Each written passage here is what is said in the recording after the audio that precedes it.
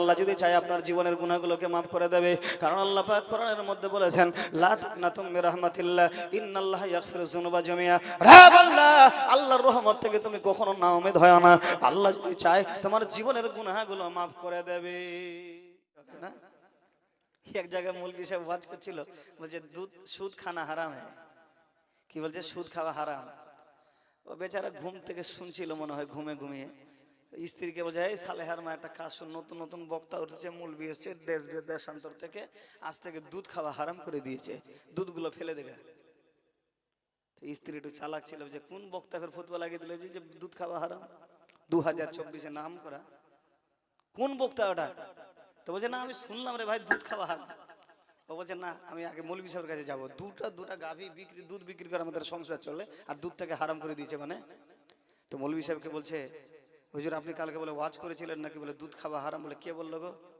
বলে আমার স্বামী এসেছিল জালসা শুনতে, ওই যে বলছে দুধগুলো ফেলে দে। বলছে মারে আমি তো দুধের হারামের কথা বলিনি, আমি বলেছি দুধের মধ্যে পানি মেশানো যাবে না। কি মেশানো যাবে না?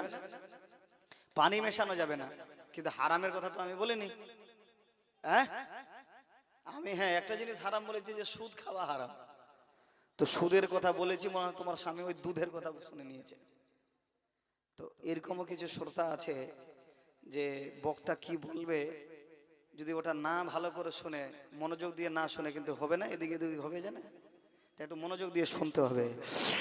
আরে মদিনা মদিনা আশিক মুমিনের ঠিকানা, বলো না মদিনা মদিনা আশিক মুমিনের ঠিকানা। হায় হায় দিদার পেতে হও না তোমরা ওই নবীজির দিওয়ানা, মদিনা মদিনা আশিক মুমিনের ঠিকানা, বলো না মদিনা মদিনা আশিক মুমিনের ঠিকানা। হায় হায় নবীর শ্রেষ্ঠ সাহাবী হযরত আবু বকর সিদ্দিকী, নবীর শ্রেষ্ঠ সাহাবী হযরত আবু বকর সিদ্দিকী, ভালোবাসা সইল পাশে, ভালোবাসা সুবহানাল্লাহ বলেন না। আরে ভালোবাসা সইল পাশে, ভালোবাসা সইল পাশে, যাইয়া একবার দেখো না মদিনা মদিনা আশিক মুমিনের ঠিকানা, বলো না মদিনা মদিনা আশিক মুমিনের ঠিকানা, বলো না মদিনা মদিনা আশিক মুমিনের ঠিকানা। হায় হায় দিদার পেতে হও না তোমরা, দিদার পেতে হও না তোমরা ওই নবীজির দিওয়ানা, মদিনা মদিনা আশিক মুমিনের ঠিকানা, বলো না মদিনা মদিনা আশিক মুমিনের ঠিকানা। আচ্ছা এখানে যারা বসে আছেন আপনাদেরকে মধ্যে বলছি, কে কে জানাজার, নিজের বাপের জানাজার নামাজ পড়াতে পারবেন? একটু হাত উঠাবেন। কেউ নেই, মানে মৌলভী সাহেব জানাজার নামাজ না পড়ালে আপনাদের মধ্যে অতটা জ্ঞান নেই, ইলমি নেই যে জানাজার নামাজ পড়াতে পারবেন। আচ্ছা কে কে মৌলভী সাহেবের গায়ের হাজিরিতে ইমামতি করতে পারবেন? এরকম আছেন? একটা হাত উঠান তো। এই যে একটা উঠেছে, দুটা উঠেছে, আর নেই। হাই রে মুসলমান, এই জন্য বলছে এই ভাই দাঁড়িয়ে আছে একটু বসো। কোরআনের প্রথম শব্দ একটা নাজিল হয়েছিল গারে হেরার মধ্যে, যেটা ছিল ইকরা, পড়ো। কি? ইকরা, পড়ো। যারা পড়েছে তারা দুনিয়ার মধ্যে গড়েছে, যারা পড়েছে তারা উচ্চ হয়েছে, যারা পড়েছে তারা জয়লাভ হয়েছে, যারা পড়েছে দুনিয়ার মধ্যে আছে, সম্মানের মধ্যে আছে। যারা পড়েনি আজকে তারা বরবাদ দিকে। আজ মুসলমানদের দশা দেখে। আজ এই মাইকটা যে, এটা যে আমি কথা বলছি, এটা কার আবিষ্কার? মুসলমানের না, এটা ইহুদি আবিষ্কার করেছে, খ্রিস্টান। এই যে মোবাইলটা দেখছেন, এই যুবক ভাই মোবাইল চালাও, মোবাইলটা কে আবিষ্কার করেছে? ইহুদি, জিসুইস। এই যে দেখলেন না কিছুদিন আগে, এখনো চলছে বোমা বর্ষণ গাজার মধ্যে। বিবিসির সিউনিয়ন নিউজের মোতাবেক বলছে, বিবিসির নিউজ বলছে মুসলমানদের আজকে রক্তটা এতটা মানে কি কমজোর হয়ে গেছে, 25,000 কোনো বাচ্চা মায়ের পেট থেকে বের হয়েছে, এমনকি কোনো বাচ্চা মায়ের পেটে আছে, এরকম 25,000 ফিলিস্তিনের নিরীহ শিশুদেরকে হত্যা করলো। কে? ইহুদি। এখনো বোমা বর্ষণ করছে। আর মুসলমান, বিশ্বের মধ্যে মুসলমান আমরা নাম করা, আমাদের আল্লাহ সবচাইতে বড় না? এই বড় কি বড় না? আমাদের নবী সবচাইতে বড় না? ইমামুল আম্বিয়া। আমাদের কোরআন যে আছে এটা সবচাইতে বৃহত্তম কিতাব না? আল্লাহ পেলাম বড়, নবী পেলাম বড়, কিতাব পেলাম বড়, আর আজ আমরা লাঞ্ছিত, লজ্জিত, অপমানিত। কারণটা কি জানেন? আজ আমরা পড়ি না। এই যে আজকে বাইরে মার্কেটের মধ্যে আজকে যুবকগুলো ঘুরে বেড়াচ্ছে না, এদিকে ঠেলছে, ওদিকে ঠেলছে, ওদিকে যাচ্ছে। আজকে শিক্ষা যদি থাকতো তাহলে ওরা আজকে বাজারে ঘুরতো না, এখানে এসে বসতো। কারণ অশিক্ষার কারণে আজকে আমাদের সমাজ ব্যবস্থাটা এতটা দুর্বল হয়ে গেছে যে আমরা কিছু করতে পারি না। যেখানে কোরআনের প্রথম শব্দ ছিল ইকরা, পড়ো, তার উপরে আমরা আমল করলাম না, এর উপরে আমল করলো ইহুদিরা। তারা বড় বড় মিসাইল আবিষ্কার করলো, বোম আবিষ্কার করলো, জেট বিমান আবিষ্কার করলো, স্যাটেলাইট আবিষ্কার করলো, সবকিছু। এই যে ফেসবুক চালানো, এটা কার? ইহুদিদের। ইউটিউব থেকে ভিডিও দেখেন, ইউটিউবটা কে আবিষ্কার করলো? ইহুদিরা। গুগল মাস্টার কে আবিষ্কার করেছে? ওই ইহুদিরা। আজকে বিশ্বের ৫৭টা রাষ্ট্র বোম বর্ষণ হচ্ছে, বলছে পাত্তা কো দেয় না। এই ইসরায়েলটা কতটা জায়গা জানেন? মুর্শিদাবাদ ডিস্ট্রিক্টটা যত বড়, এরকম ওই রাষ্ট্রটা এত বড়, বেশি বড় না, কিন্তু তারা শিক্ষায় এতটা অগ্রসর হয়ে গেছে, এতটা অগ্রসর হয়েছে, কেউ যদি ওর দেশের মধ্যে আক্রমণ করতে চায়, গোটা দেশটাকে ঘিরে নিয়েছে, যে কেউ না বিমান ওর দেশে আক্রমণ করতে পারবে না, কোনো মিসাইল সিস্টেম যেতে পারবে না। কারণ কি? কারণ তারা শিক্ষায় অগ্রসর হয়েছে। ওরা কোরআনের মধ্যে রিসার্চ করলো, জিকরা পড়ো, যারা পড়বে তারাই দুনিয়ার মধ্যে জয়লাভ করবে। আর মুসলমানের আজকে না পড়ে আজকে আমাদের এরকম অবস্থা। আজকে 1 কাঠা জমি বিক্রি হোক 10 লাখ টাকা, আমরা নিতে হাজির, কিন্তু 10 লাখ টাকা একটা ছেলের পিছনে খরচা করবো যে সে মাস্টার হবে, ইঞ্জিনিয়ার হবে, ডাক্তার হবে, এদিকে আমাদের নেই। আজকে ওই 10 লাখ টাকা জমি না কিনে যদি নিজের ছেলেটাকে পড়াতেন একটা ভালো স্কুলে, তার সাথে মাদ্রাসায় ইবতেদায়ী পুরো প্রশিক্ষণটা দিতেন, ও ছেলেটা ইমামও হতো, আবার ডাক্তার হতো, ও ছেলেটা ইমামও হতো, আবার মাস্টার হতো, ও তোমার জানাজার নামাজও পড়াতো, আবার ইঞ্জিনিয়ার হতো কিংবা ব্যারিস্টার হতো। কিন্তু আপনি সেটা করলেন না। এই জন্য বিদ্রোহী কবি নজরুল ইসলাম বলেছেন, নহি মোরা জীব ভোগবিলাসী, শাহাদাত ছিল কাম্য মোদের, ফকির মোরা আসাহাব কাহাফের মতন 1000 বছর ধরে পড়ে রয়েছি ঘুমাই, মোদের কেহ কোনো কালে ছিল বাদশা তাহারি করি বড়াই, জাগি যদি মোরা দুনিয়ায় আবার, কাঁপিবে বিশ্ব টালমাটাল, ওরে বেখবর তুই জেগে উঠ, তুই তোর প্রাণ প্রদীপ জাল। আজ বাজারে ভিড় কেন? কারণ আজকে আমরা শিক্ষা নেই আমাদের মধ্যে। এই মাহফিলের সম্পর্কে রাসূলুল্লাহ বলছেন, যেখানে জিকিরের মাহফিল হয়, কোরআনের কথা বলা হয়, হাদিসের কথা বলা হয়, আনগিনত ফেরেশতা এখানে হাজির হয়ে যায়, এবং যারা যারা এখানে বসে আল্লাহর কাছে এসে বলে যে আল্লাহ তোমার অমুক বান্দাগুলো বসে আছে, আল্লাহ বলে ফেরেশতারা তোমরা সাক্ষী থাকো, এই বান্দাগুলোর আমি গুনাহগুলো মাফ করে দিলাম। এত ফজিলতময় এই মাহফিল, এত গুরুত্বপূর্ণ মর্যাদাবান এই মাহফিল, আর এই মাহফিলটাকে ছেলে আজকে আমরা বাজারের দিকে, এই একে হুড়া মারছে, ওকে হুড়া মারছে, ও চায়ের দোকানে বসে আছে, এই গল্প করছে। কি হবে আজকে বলেন? এই জন্য একটু জাগতে হবে আমাদের ভাই। এই জন্য বলছি যে আমাদের একটু শিখতে হবে, শিখার প্রয়োজন আছে। এবার দুরূদ শরীফ পড়েন, আল্লাহুম্মা সাল্লি আলা মাওলানা মুহাম্মদ ওয়া আলা আলি সাইয়্যিদিনা। যে নবী আমাদের জন্য কেঁদে গেলেন, দুনিয়ার মধ্যে আসলেন, হযরত আমিনা রাদিয়াল্লাহু তাআলা আনহা বলেন, নবীর মা বলেন, জোরে বলুন সুবহানাল্লাহ। এই দুনিয়ার জমিনের মানুষেরা, নবী আসার পরে আমি দেখলাম আমার নবীর জবানে একটা শব্দ ছিল, আল্লাহু আকবার, আলহামদুলিল্লাহ কাসীরা। কোন পৃথিবীর ছেলে এসে বলেছিল আল্লাহর প্রশংসা? কা কা চেয়ে চেয়ে করে কান্না করে। সে মূল্যবান নবীকে পেয়েছি, যে পৃথিবীর জমিনে এসে সর্বপ্রথমে আল্লাহর প্রশংসা করলো, আল্লাহু আকবার, আলহামদুলিল্লাহ কাসীরা। হযরত আমিনা বলেন, ও দুনিয়ার জমিনের মানুষেরা, শুধু আমি না, আমি বলছি না, দুনিয়ার জমিনের মানুষের হযরত আমিনা বলছেন, আমার সন্তান আল্লাহর প্রশংসা করার পরে আমি দেখলাম আমার নবী মস্তকটা ঝুঁকায়া জমিনের মধ্যে লাগায়া পেশানিটা লাগায়া আমার নবী একটা শব্দ উচ্চারণ করছিলেন, রব্বি হাবলি উম্মতি, আল্লাহ আমার গুনাহগার উম্মতকে তুমি মাফ করে দাও, খাতাকার উম্মতকে তুমি মাফ করে দাও, বদকার উম্মতকে তুমি মাফ করে দাও। এই উম্মতের জন্য দুনিয়ার মধ্যে আসলেন, আবার কান্না করলেন। নবীর উম্মত, আজ তোমাদের জন্য আমার নবী কত না কষ্ট করেছিলেন, কত না তায়েফের ময়দানে মার খেয়েছিলেন, কত না কি হয়েছিল বাপজিরে আমার, তবু কি আমাদেরকে ভুলে গেছিলেন?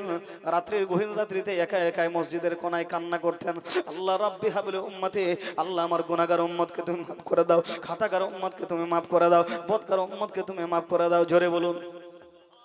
আর উম্মত আজকে হয়ে গেছে বেঢঙ্গা, কি বলে ওই বাইচকা ফুটানি বলে, যে কোনো দিশাহীন হয়ে গেছে আজকে আমরা। এই জন্য আল্লাহর কোরআনকে ভুলে গেলে, নবীর শরীয়তকে ভুলে গেলে, নবীকে ভুলে গেলে যা হওয়ার তাই হবে। কারণ আল্লাহ পাক বলেছেন যে আমি ততক্ষণ পর্যন্ত তোমাকে পরিবর্তন করবো না যতক্ষণ তুমি পরিবর্তন না হবে। আগে তোমাকে পরিবর্তন হতে হবে, তাহলে তোমাকে আমি পরিবর্তন করব। এই সোচ নিয়ে আজ তোমাকে আসতে হবে। একবার জোরে বলুন সুবহানাল্লাহ।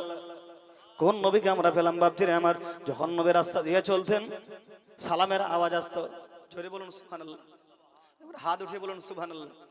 সাহাবী রাসূলুল্লাহ বলতেন, ইয়া রাসূলুল্লাহ, ইয়া হাবিবাল্লাহ, ওগো নবীজি কিসের সালামের আওয়াজ আসলো? কি এখানে তো মানুষ দেখা যায় না, কোনো মানুষ দেখা যায় না, শুধু পাহাড় আর পাহাড়। যারা মক্কায় হজ করতে গেছেন তারা দেখবেন শুধু পাহাড় আর পাহাড়, পাহাড় আর পাহাড়। সাহাবীরা বলছেন, ইয়া রাসূলুল্লাহ, শুধু দেখছি পাহাড় আর পাহাড়, মানুষের শব্দ নাই, কিন্তু তারপরেও দেখছি আজ সালামের আওয়াজ পাওয়া যায়। কে আপনাকে সালাম দেয় ইয়া রাসূলুল্লাহ?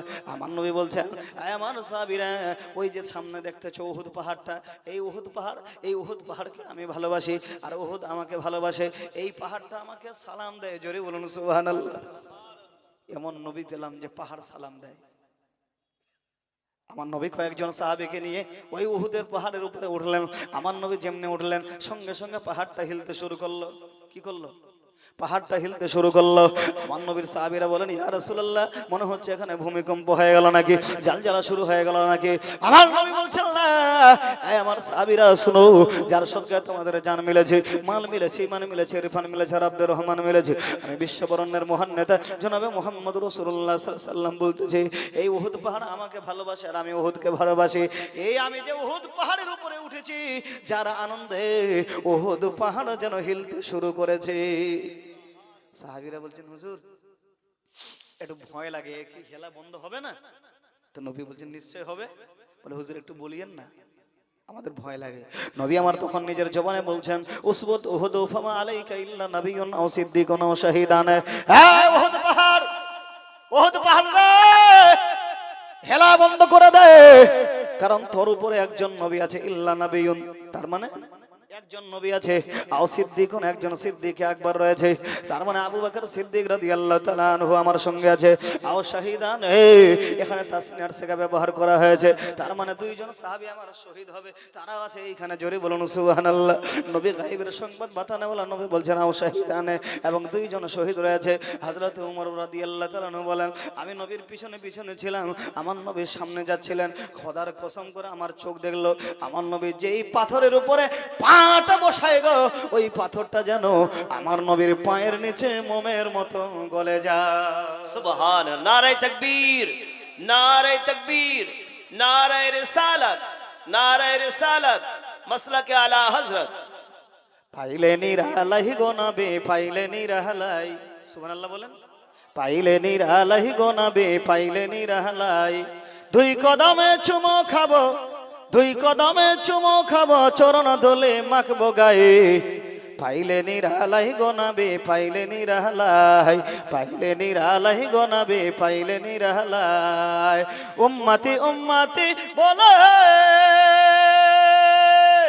কাছেন নবী রওজা হতে, উম্মতি উম্মতি বলে কাছেন নবী রওজা হতে, এখনো কান্দেন নবী, এখনো কান্দেন নবী, এখনো কান্দেন নবী, এখনো কান্দেন নবী, পাপী উম্মতের মায়ায় পাইলে নিরালাই গো নবী, পাইলে নিরালাই, বলেন পাইলে নিরালাই গো নবী, এই আপনারা বলেন না, পাইলে নিরালাই গো নবী, পাইলে নিরালাই, পাইলে নিরালাই গো নবী, পাইলে নিরালাই। দুই কদমে চুমো খাবো, দুই কদমে চুমো খাবো, চরণ ধুলি মাখবো গায়ে, পাইলে নিরালাই গো নবী, পাইলে নিরালাই, পাইলে নিরালাই গো নবী, পাইলে নিরালাই। কান্দি আমি বাংলায় বসে,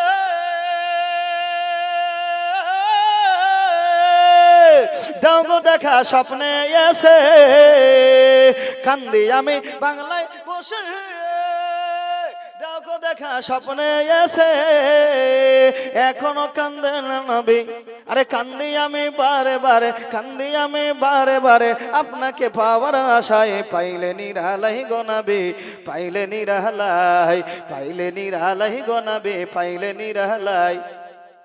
একটু খামোশ থাকবেন, একটু আমার সঙ্গে বলেন, পাইলে নিরালাই গো নবী, পাইলে নিরালাই। দুই কদমে চুমো খাবো, দুই কদমে চুমো খাবো, চরণ ধুলি মাখবো গায়ে, পাইলে নিরালাই গো নবী, পাইলে নিরালাই, পাইলে নিরালাই গো নবী, পাইলে নিরালাই। দুই কদমে চুমো খাবো, চরণ ধুলি মাখবো গায়ে, পাইলে নিরালাই গো নবী, পাইলে নিরালাই, পাইলে নিরালাই গো নবী, পাইলে নিরালাই।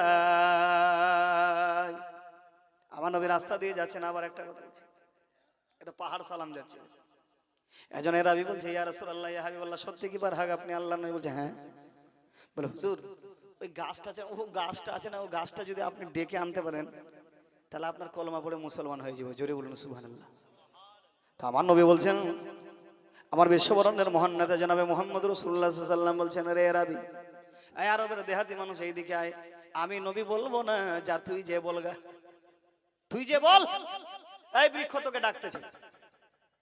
যেমনি এই রাবিটা যায়, এক পা আগে আর এক পা পিছনে, বলে আর আমার কথা তো আমার ছেলে মেয়েরা শুনে না, গাছ শুনবে। আমার নবী বলছে, এ রাবি জানা, তুই তোর কথা বলবি কেন, আমার কথা বল। জোরে বলুন। আস্তে আস্তে রাবি আস্তে আস্তে চলে যায়, যাওয়ার পরে বৃক্ষের কাছে বলে, এই জঙ্গলের গাছ, এই বৃক্ষ তোকে মুহাম্মদ সাল্লাল্লাহু আলাইহি ওয়াসাল্লাম, ওই যে 200 মিটার দূরে দাঁড়িয়ে আছে, ওই মুহাম্মদ সাল্লাল্লাহু আলাইহি ওয়াসাল্লাম আব্দুল্লাহর বেটা, আমিনার কলিজার টুকরা, বিশ্ববরণের মহান নেতা জনাবে মুহাম্মদ রাসূলুল্লাহ সাল্লাল্লাহু আলাইহি ওয়াসাল্লাম, তোকে মুহাম্মদ সাল্লাল্লাহু আলাইহি ওয়াসাল্লাম ডাকতেছে। জোরে বলুন।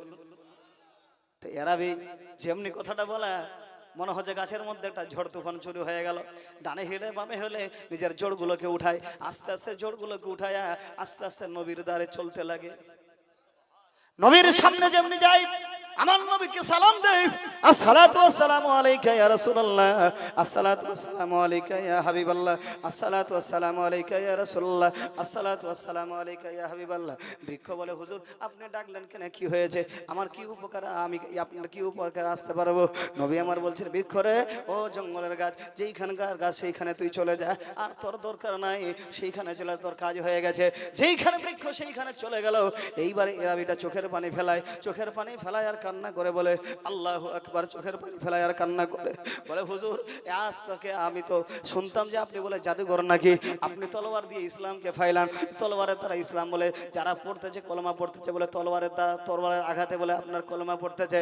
না না ইয়া রাসূলুল্লাহ, ইয়া হাবিবাল্লাহ, আমি আজকে আপনি প্রথম দেখলাম যে মানুষ তো মানুষ দূরের কথা, জঙ্গলের বৃক্ষ পর্যন্ত আপনার কথা শুনে, ইয়া রাসূলুল্লাহ ভুল হয়ে গেলে ক্ষমা করে দেন, আপনার কলমা পড়ে মুসলমান বানায় আনি। আরো জোরে বলা যাবে না, আরো জোরে বলা যাবে না। যেই উম্মতের জন্য আমাদের নবী কাঁদলেন, আই বাপজি একদিন দুই দিন না, আমার নবী আপনাদের জন্য, আমাদের জন্য, সকলের জন্য চোখের পানি ফেলালেন। আল্লাহ রাব্বি হাবলি উম্মতি, আল্লাহ আমার গুনাহগার উম্মতকে তুমি মাফ করে দাও, খাতাকার উম্মতকে তুমি মাফ করে দাও, বদকার উম্মতকে তুমি মাফ করে দাও। তখন আল্লাহ পাক উম্মতের জন্য আল্লাহ রাব্বুল আলামিন কোরআনের একটা আয়াত নাজিল করলেন, ওয়ালা সাউফা ইউতিকা রাব্বুকা ফাতারদা, নবী গো কাল কিয়ামতের দিনে হাসরের ময়দানে তোমাকে আমি রাজি করব।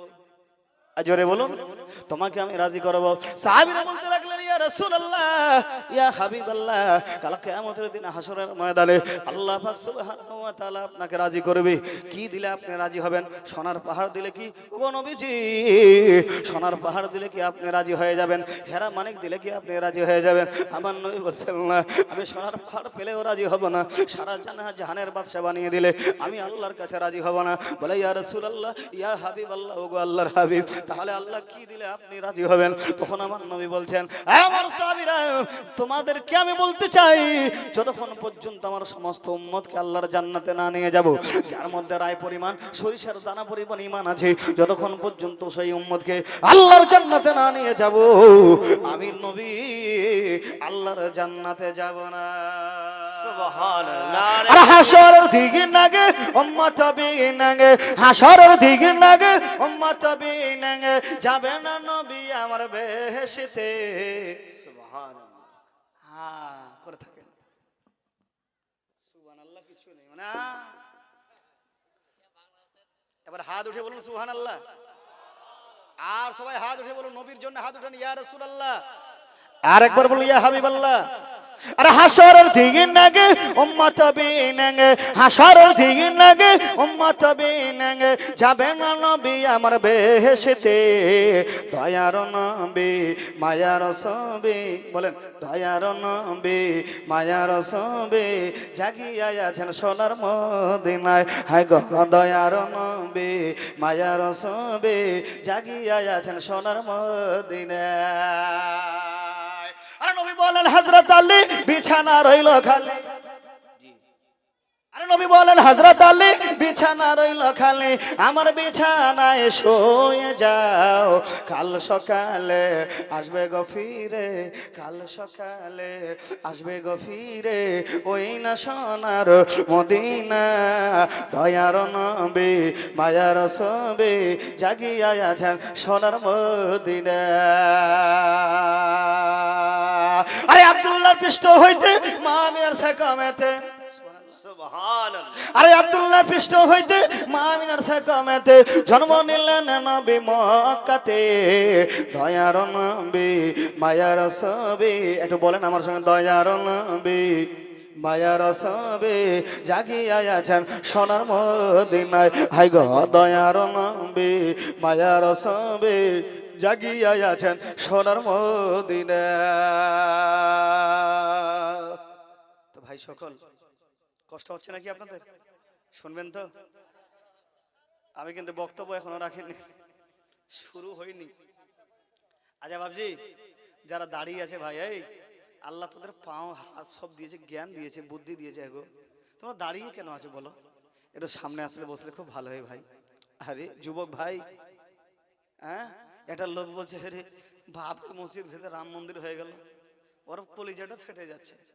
হ্যাঁ যুবক, বাপরে মসজিদে জায়গায় রাম মন্দির হলো, তোমার মনে কষ্ট হয়, নিজের গ্রামের মসজিদে নামাজ পড়লো না, এটা কি ব্যথা লাগে না? এটা কি কষ্ট লাগে না? আজকে তুমি তোমার গ্রামের মসজিদ থেকে যদি আবাদ করে দিতে, তো আল্লাহর মনে হয় আবাবিলের মতন পাখি আসতো, যারা বাবরি মসজিদকে ধ্বংস করেছিল তারা নিস্তানাবুদ হয়ে যেত। তো তুমি তো নামাজই পড়ো না। আজকে বাবরি মসজিদ দখল হয়েছে, তুমি যেমন আল্লাহকে ভুলে গেছো, কোরআন থেকে দূরে চলে গেছো, নবীর শরীয়তকে হটে গেছো, এমন একটা দিন নিয়ে আসবে যে তোমার বাড়ি ঘরও চিনতে হয়ে যায়। এই জন্য একটু সজাগ হয়ে যান, ভালো সাবধান হয়ে যান। খুব আস্তে আস্তে নাজুক দৌড় আসছে বাবজি।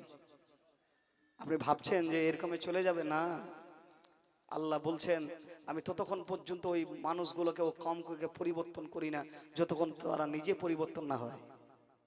পরিবর্তন একটু হন। এই যে দেখেন বেঢঙ্গা দাঁড়িয়ে আছে, বারবার বলছি যে ভাই একজন আলিমে দিন হয়, একজন মুসাফির হয়ে, যে একটু বসে যারে ভাই, একটু সামনে এসে বস। দেখি 10টা যুবক যদি সামনে এসে বসে, দেখি কোন একটা মায়ের লাল আছে, ছেলেগুলো 10টা যুবক এখানে এসে বসে। এই যে দেখেন সুবহানাল্লাহ, এই যে আমার ভাইগুলো আসছে, আল্লাহ এদের দিয়েছে গো, মেধা দিয়েছে, জ্ঞান দিয়েছে, শক্তি দিয়েছে। হ্যাঁ সুবহানাল্লাহ। এবার দরুদ শরীফ পাঠ করেন, আল্লাহুম্মা সাল্লি আলা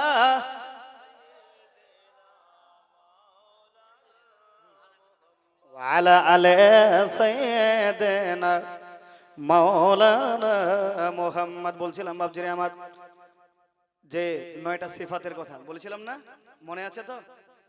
শুনবেন না? না শুনে গেলে আল্লাহর কাছে বিচার দিব যে আল্লাহ তোমার কোরআনের কথা বলছিলাম এরা শুনেনি। এক নম্বর শুনেছিলাম আত্মাইবুনা যারা বেশি বেশি করে তওবা করে, 9টা সিফাতের মধ্যে এক নম্বর আত্মাইবুনা যারা বেশি বেশি করে তওবা করে। কি করে? তওবা করে। তওবা করেন। আল্লাহ রাসূল সাল্লাল্লাহু আলাইহি ওয়াসাল্লাম বলেছেন যারা বেশি বেশি করে তওবা করে আল্লাহ তাদেরকে খুব পছন্দ করে। হযরত হাসান বসরির কাছে বিশাল বড় একজন যুবক আল্লাহর বলেছিলেন, একটা লোক এসে বলছে ওগো হাসান বসরি আমার খুব দুঃখিত, বলে আমার টাকা পয়সা নাই, খাওয়া দাওয়া নাই, একটু দোয়া করেন তো। হাসান বসরি বলতে লাগলেন তুমি বেশি বেশি করে ইস্তেগফার বড় মানে তওবা করো, জোরে বলুন সুবহানাল্লাহ। আর একটা লোক এসে বলছে হুজুর আমার জন্য একটু দোয়া করেন, কোন তাসবিহ দিয়ে দেন, কোন জিকির দিয়ে দেন, যেটা করলে আমার অভাব দূর হয়ে যাবে। আমার হাসান বসরি বলতে লাগলেন তুমি বেশি বেশি করে ইস্তেগফার পাঠ করো, আস্তাগফিরুল্লাহ বড়, জোরে বলুন সুবহানাল্লাহ। আর একটা লোক এসে বলছে হুজুর আমার বাড়ি ঘর নাই, আমি কি করব, আমাকে একটা তাসবিহ দিয়ে দেন। বলছে আস্তাগফিরুল্লাহ বেশি করে পড়ো। তো যে খাদিম ছিল ও বলছে যে হুজুর জ্বরের মেডিসিন আলাদা হয়, সর্দির মেডিসিন আলাদা হয়, পেটের ব্যথার মেডিসিন ওষুধ আলাদা হয়, তো সবাই এক এক কথা বললো আর আপনি সবাইকে বলছেন যে তোমরা বেশি বেশি করে তওবা পড়ো। তো হযরত হাসান বসরি বলতে লাগলেন আমার খাদিম শোনো, যখন বান্দা তওবা করে তার মানে নিজের ভুলের ক্ষমা চায় আল্লাহর কাছে, আল্লাহ তার মর্যাদা বাড়িয়ে দেয়, আল্লাহর কাছে তার প্রিয়, আল্লাহর কাছে সে বান্দা প্রিয় হয়ে যায়, আল্লাহ তার হাজাতগুলো পূর্ণ করে দেয়। আল্লাহ তার কাছে যা চাইবে ওই বান্দাটা যখন তওবা কবুল হয়ে যায় আল্লাহ তার আশা পূরণ করে দেয়। তো বেশি বেশি তওবা করবেন না? এটা আমার সঙ্গে বলুন আস্তাগফিরুল্লাহ। ভয় লাগছে নাকি? এটা বলেন আমার জোরে উচ্চস্বরে আস্তাগফিরুল্লাহ, আস্তাগফিরুল্লাহ। আরো জোরে আস্তাগফিরুল্লাহ, আস্তাগফিরুল্লাহ, আরো জোরে আস্তাগফিরুল্লাহ। তওবা বললেন না? এটা ভালো না খারাপ? এখানে আসা ভালো হলো না খারাপ? এর কারণে আল্লাহ যদি চায় আপনার জীবনের গুনাহগুলোকে মাফ করে দেবে, কারণ আল্লাহ পাক কোরআনের মধ্যে বলেছেন লা তাকনাতুম মির রাহমাতিল্লাহ ইন্নাল্লাহা ইয়াগফিরু যুনুবা জামিআ। হে বান্দা আল্লাহর রহমত থেকে তুমি কখনো নাউমেদ হয় না, আল্লাহ যদি চায় তোমার জীবনের গুনাহগুলো মাফ করে দেবে।